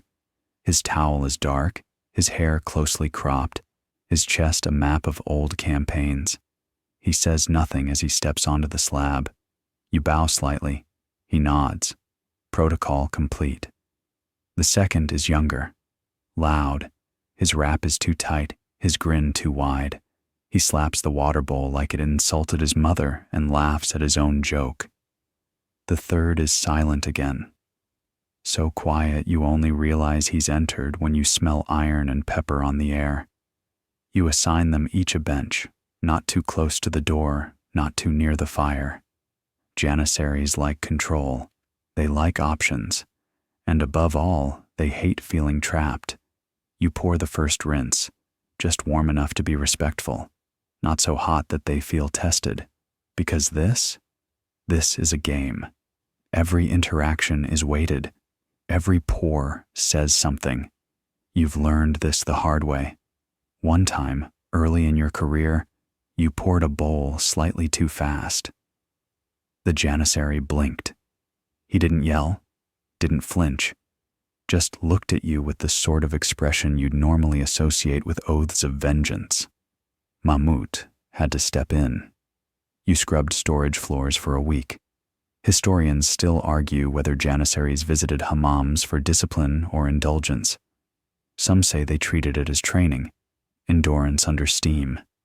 Others think it was one of the few places where they could relax, let their guards drop. You've yet to see a guard drop, not once. Today, the older one finally speaks. Hotter, he says. You nod. Adjust the basin, add another kettle's worth from the furnace spout. You test it on your own wrist, just shy of scalding, then pour in a steady stream down his back. He exhales. Not a sigh. Not exactly. More like a controlled release. The younger one wants massage. Naturally. You approach, hands oiled, steps cautious. He lies down dramatically, arms flung to the side like a prince posing for battle portraits. You begin with the shoulders, slow, even, respectful. Harder, he says after a beat. You apply more pressure. Harder. You glance at Mahmoud. He shakes his head almost imperceptibly. You do not press harder. You change angle. That's the trick. Make it feel harder without doing damage. This isn't about muscles. It's about power. The third janissary still hasn't spoken. He simply sits, watching the door. Watching you. Watching everything. You know his type. The one who's always waiting for something to go wrong so he can prove how right he is. You offer him mint water. He accepts it without blinking. Progress? Maybe. You scrub the young one's arms, rinse with rose water. He flexes theatrically. You ever seen arms like this? He asks no one in particular. Yes, Mahmoud says, walking past, deadpan, in the butcher's shop. The older janissary laughs, a low, rumbling thing that makes the tiles shift. That's rare. You finish the massage and bow out, replacing the used peshtamal with a fresh one, folded with crisp corners. The younger janissary reclines, still smirking. You feel like you've just survived a skirmish without drawing blood. The silent one finally moves. He stands, walks to the cold basin, dips a bowl, drinks, then quietly. Good balance today. You blink. He's talking about the steam. Praise. Actual praise. You nod once. Thank you, Bey Effendi. He nods back. They leave not long after, each with the casual poise of men who could break furniture but choose not to. When the door finally shuts behind them, the room exhales. Nadir appears from the side room. Are they gone? You nod. He slumps dramatically against the wall. I thought the loud one was going to challenge you to an arm wrestling match. He did, with his eyebrows. Mahmoud chuckles. A rare sound. The steam begins to shift again, softening back into its natural rhythm. You resume your work, rinse bowls, fresh towels, a new batch of soap paste to mix. But now there's a calmness in your movements. You handled the janissaries. You did not spill, insult, or overheat. You even got a compliment. That's a win in anyone's ledger. You glance at the door, still shut. No boot prints, just the echo of steel and silence. You pour yourself a small bowl of water, let it cool, then drink. The warmth is soothing. The tension lifts, and the hammam at last is peaceful again. It's nearly mid-afternoon, and something in the air changes. Not the steam, not the temperature, but the mood. The regulars are gone. The whisperers are done. Even Mahmoud has wandered off to count towels for the 5th time today. That means one thing. It's time for the scrubbing contest. It's not official. It's never been official. There's no sign, no sign-up sheet, no crowd, just a subtle ripple of tension among the younger attendants, Nadir among them, who suddenly begins scrubbing with exaggerated wrist flicks and suspiciously well-timed shoulder rolls. You smirk. It's on. This tradition goes back, well, who knows how far. Long before you got here, that's for sure. Maybe since the first time 2 bored bathhouse boys locked eyes across a marble slab and silently decided to see who could make a merchant glow brighter than a freshly peeled fig. The rules? Unspoken. The goal? Outscrub your fellow attendant in style, grace, lather density, and post-rinse client satisfaction, all without admitting you're competing. Historians, for the record, don't agree whether these contests were real or simply oral tradition exaggerated by later generations. You'd love to invite one of them into the hammam during peak contest hour and see how fast their theory gets soaked. You grab your kisi, a fresh one today, tightly woven and just coarse enough to make a statement. You choose your client with care, a middle-aged grocer with a kind face, a bad back, and a tendency to tip with dried apricots. Perfect canvas. You begin slowly, methodical circles on the shoulders, gentle passes across the back. Not too fast, no need to rush. This is about control. Across the room, Nadir is already halfway through his client, scrubbing like he's auditioning for the Navy. His technique is decent. He's using the classic double-hand drag. But you notice his foam is lacking structure. Rookie mistake. You adjust your angle, letting your hands glide in diagonal passes, releasing long, silky ribbons of steam with each stroke. The client sighs audibly. You smile. Comfortable, Bey Effendi? He hums, eyes closed, like being wrapped in fresh bread. You make a mental note to brag about that later. Dursun enters the room with a fresh towel stack and immediately senses the energy. Oh, it's that time, he mutters. He takes a seat near the fountain, munching a fig and pretending he's not the self-appointed judge. He always pretends. He always judges. You move to the arms, gentle at the wrist, firmer at the elbow. You lift the water bowl and pour in a spiral, perfectly centered, not a drop wasted. Your foam holds its shape like whipped egg white, a silent flex. Nadir is getting louder. He's chatting up his client now, cracking jokes. You hear laughter. The classic distraction scrub, bold, risky. You respect it. You counter with silence. Let the steam speak for you. Your client sighs again. You must be the head attendant, he says. You shrug modestly. We're all hands in the water, sir. He chuckles. Your hands are more poetic. Checkmate, Nadir. You finish the scrub with a high arc rinse, warm water cascading down the client's spine like a soft curtain. He groans in relief. You catch a glimpse of Dursun nodding ever so slightly. Then comes the towel wrap. You do it in one motion. Snug, even, elegant. The client looks like royalty stepping out of a cloud. Nadir finishes soon after. His client claps him on the back and offers a copper coin. Not bad. But he's sweating. Overdid it. You remain cool. Just a little flushed. Perfect. There's no official announcement. There never is.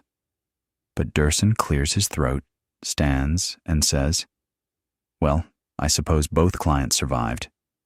He walks off before either of you can demand a verdict. You glance at Nadir. He grins. Next time, I bring rose oil. You grin back.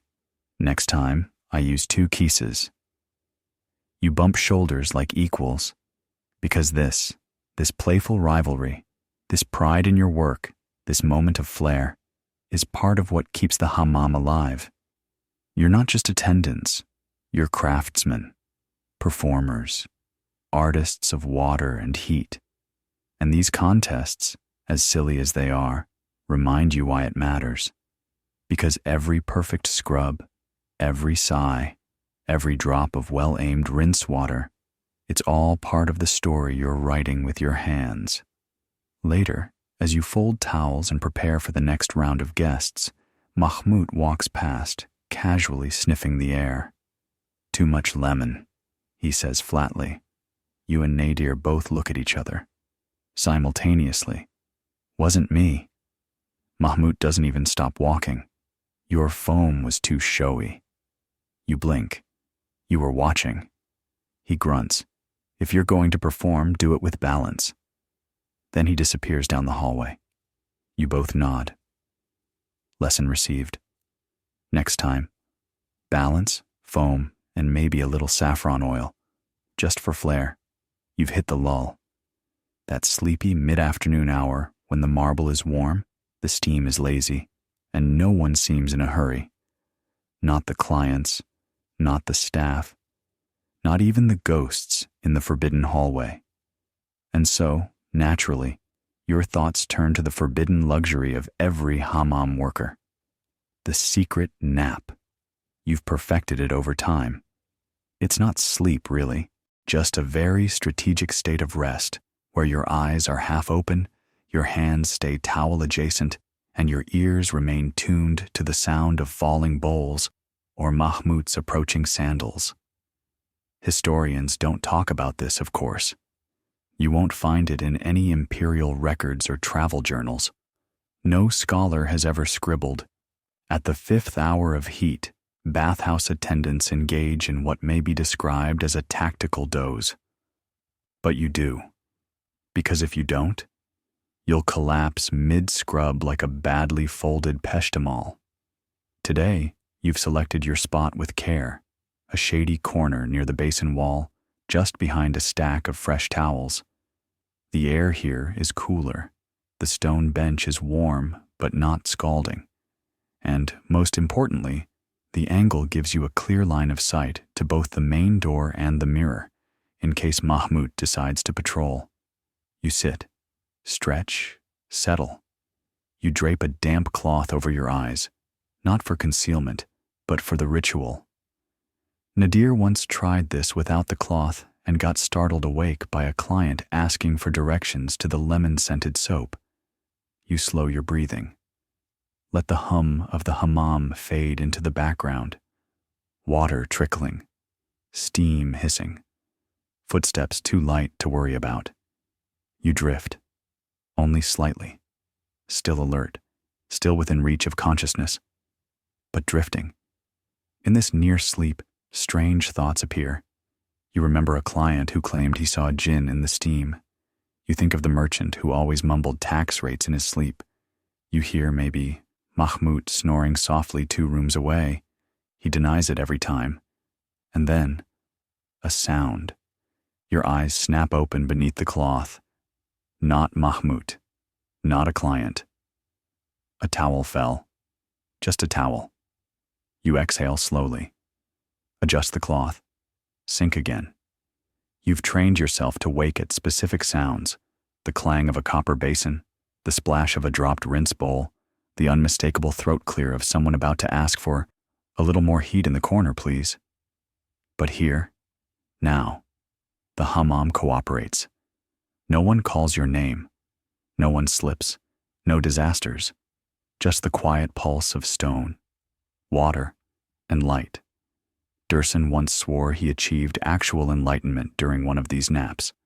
Said he awoke with the recipe for the perfect foot scrub in his head. You tried it. Too much olive oil. Still, you admire the ambition. You stir slightly, shift your weight. Your spine lets out a faint pop. Satisfaction. 10 more minutes, maybe 15, but not 20. 20 is dangerous. 20 turns you from refreshed to questioned. Last year, an apprentice fell asleep on the warm slab for 28 minutes. A nobleman mistook him for part of the decoration, called him the Towel Monk. The name stuck. You chuckle silently. Footsteps, not Mahmoud, Nadir. You can tell by the uneven rhythm. He pauses. You peek. He's holding a bowl. Looks over. Raises an eyebrow. Are you? Resting my knees, you reply. He nods with fake solemnity. Deeply. He tiptoes away. Bless him. You let yourself sink once more. Not all the way. Just enough for your muscles to loosen, your thoughts to stretch out like a lazy cat. This isn't sleep. It's preservation. The briefest sip of stillness in a day of motion. Historians may debate Ottoman governance, the politics of the sultans, or the flow of international silk trade. But they rarely ask, when did the bathhouse boy rest? Here. Now that's when. Eventually, you rise, smooth your wrap, fold your towel. No rush. You return to the harem like nothing happened. The marble is still warm. The steam is still swirling. The world has not noticed. But you have. And now, scrub brush in hand, shoulders light, and mind quieted, you're ready to begin again. Because even the steam has its breath. And so do you. You return to the slab just as a new client enters.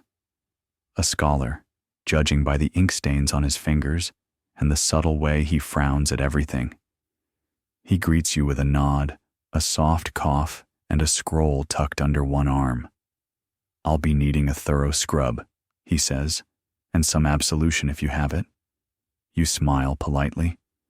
We're out of absolution, but I have an excellent kiza.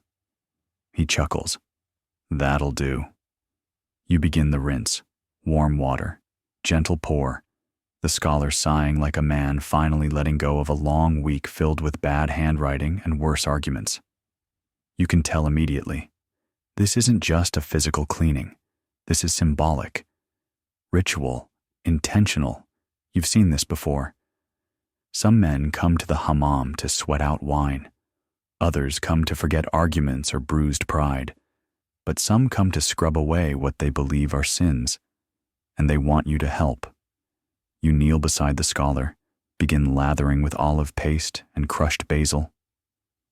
Long week, you ask? He exhales slowly. I may have yelled at a priest, and perhaps at a pigeon. I'm not proud of either. You nod. The pigeon? He stared at me with judgment. You say nothing, but internally note this is the third man this month to accuse a bird of moral superiority. You begin scrubbing, shoulders, neck, arms. The kize catches dead skin and regrets. The scholar closes his eyes. You move with care. This isn't a moment for theatrics. No flourishes, no showy spirals. This is about humility, restoration. The kind of work that doesn't make a client shine, but settles them. Historians still debate whether the hammam played a formal religious role in Ottoman purification rites. There are references in legal texts, hints in poetry, but from where you kneel, it's more personal than that. People come here when they want to feel worthy again, and not just scholars. You've helped grieving sons rinse away the dust of mourning. You've watched husbands and wives come during Eid, asking for a special blend of rose and mint to mark a new beginning. You once scrubbed a judge who sat in silence for 20 minutes before whispering, I ruled against a man I knew was right. You never responded, just poured warm water over his back until the silence said what words couldn't. Today, the scholar lets his scroll unfurl a bit while you work. You spot a few lines of poetry in the margins, something about rivers and broken compasses.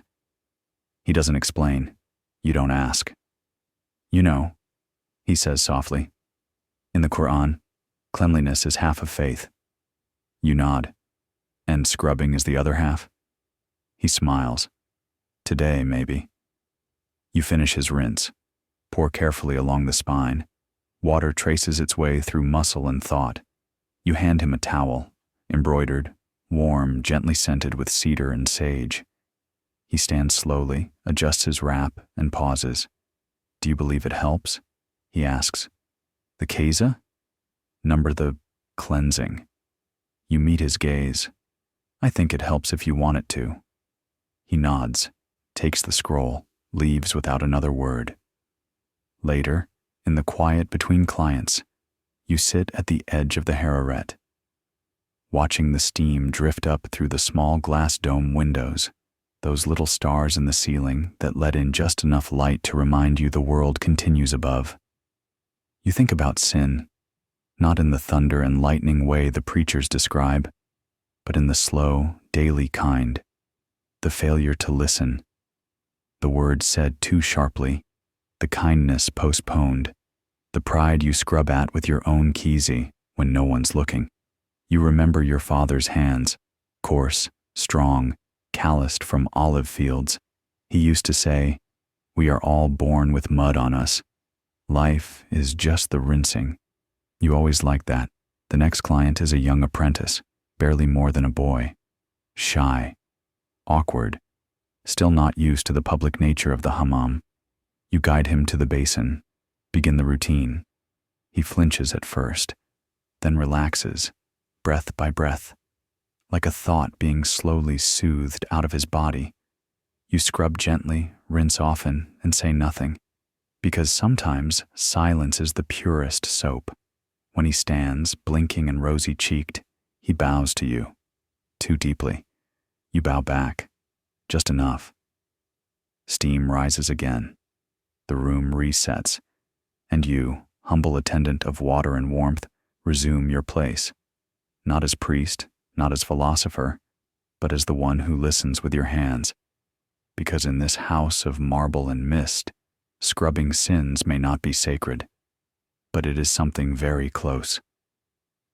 The sun has begun its slow descent beyond the domes of the city, and a faint orange hue drapes itself across the upper glass insets of the hammam. You glance upward, always a good way to guess the hour when the water clock is quiet, and nod to yourself. It's almost time. You reach for the mop bucket and the closing rag, but not just yet. There's a ritual to ending the day, not one written down, but as real as the marble beneath your feet. You start where you always do, at the center slab, the Gobek Tasha, the heart of the hammam, warm and wide, now mostly empty, save for one older gentleman wrapped loosely in a towel and snoring softly. You let him be. He's part of the rhythm. You take a linen and wipe the slab, slowly, in wide spirals. This isn't cleaning. This is ceremony. Nearby, Nadir hums quietly. He's folding the last set of towels for the day. He's getting faster, more precise. You'd tell him so, but compliments tend to go to his head and stay there like unsupervised mint oil. Dursun strolls past, arms loaded with empty bowls, whistling what sounds like a military march slowed down for bedtime. You wonder if he even knows he's doing it. He disappears into the storage room, humming the whole way. Mahmoud appears next, ghost-like as always. He doesn't speak. He never does during closing. He walks through the bathhouse like a priest finishing a sermon, eyes scanning for anything left undone. A crooked bowl, an unfolded towel, a streak of water where it doesn't belong. You hear the sound of water being poured. One final rinse in the ulukluk. Someone finishing late. You step in to assist without being asked. A young merchant, eyes heavy, stands rapt and silent. You rinse his back. 3 long pours, warm, even, slow. He exhales softly. Doesn't speak, just nods and leaves. The hammam is quiet again. Historians still argue whether Ottoman bathhouses were truly public. You think the real question is, public for whom? Because at this hour, it's not about the guests. It's about you. This is the time when the bathhouse belongs to the attendants. You mop the warm room next, working in a slow arc from the far fountain to the door. Nadir follows behind with the drying cloth, pretending not to dance. You catch him in a spin. "Don't get dizzy," you say. "I was dizzy before it was cool." He grins. You chuckle and toss him a cloth. Mahmoud lights a final lantern in the dressing area, not for function, just for atmosphere. It casts a soft glow across the hanging towels, the neat rows of bowls, the empty hooks waiting for tomorrow's rush. And then, like always, you sing. Not loudly, just a verse. It's tradition. The closing song, different every day.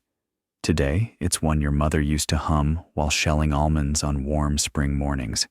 You don't remember the words, just the tune. The others join in. Dursun off key. Nadir harmonizing, badly. Mahmoud doesn't sing, but he taps the rhythm with his finger on the wall. You've never asked why. It's just what he does. You finish the verse. The sound lingers for a moment, bouncing gently off the domes, as if the marble itself is humming in return. And now the mop.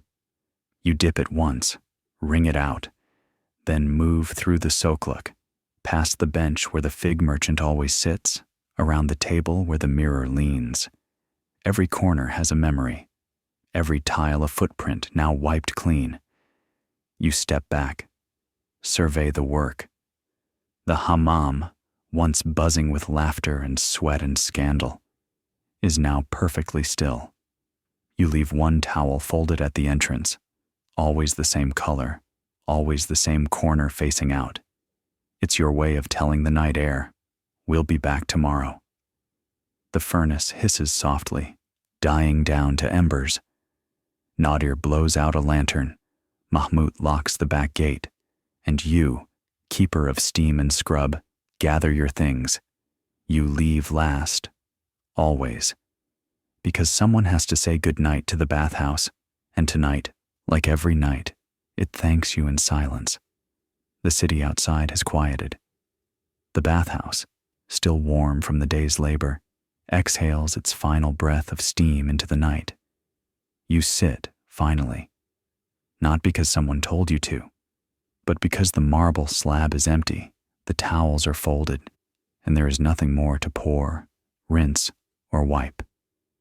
For a few brief moments, there is only you, a low flame in the furnace, and the scent of lavender clinging gently to the air. You stretch your legs, your knees crack, like always. You smile.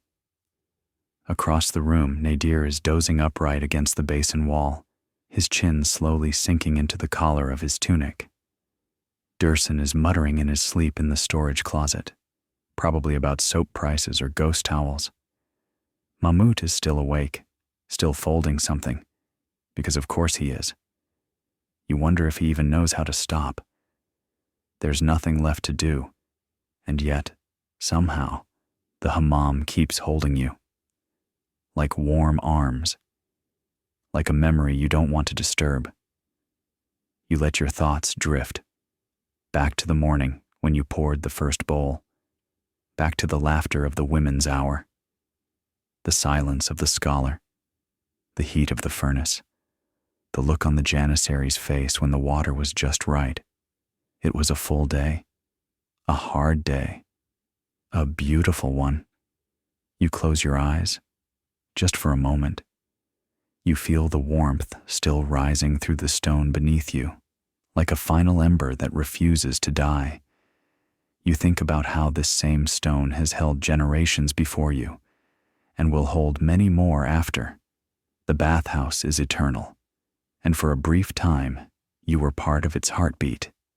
You stand, slowly, one last walk around the room. You touch the towel hook, the basin, the wooden bench. Each one thanks you in its own way. You extinguish the last lantern. The shadows stretch. The door creaks open, then closes behind you with a soft thud. The hammam is asleep. And now, so are you. Let yourself drift now.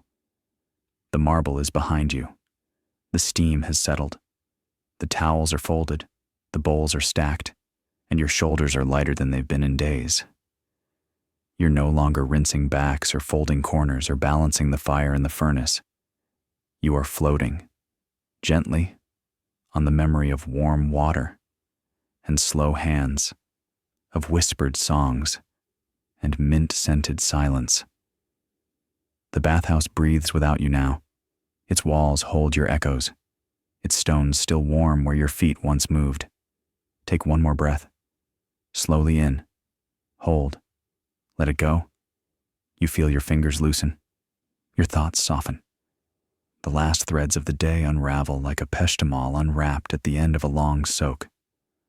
The world outside is quiet. Let it stay there. Tonight, you've scrubbed the burdens from bodies and thoughts. You've poured away the worries of the merchant, the whisper of the scholar, the pride of the janissary, and even your own. You've done enough. More than enough. Let the heat linger in your bones. Let the scent of amber and basil drift across your dreams. The bathhouse sleeps now, and so should you. No bowls to carry, no towels to fold, just steam, slowly rising in the quiet of your mind. Let go. Let stillness take you. Good night.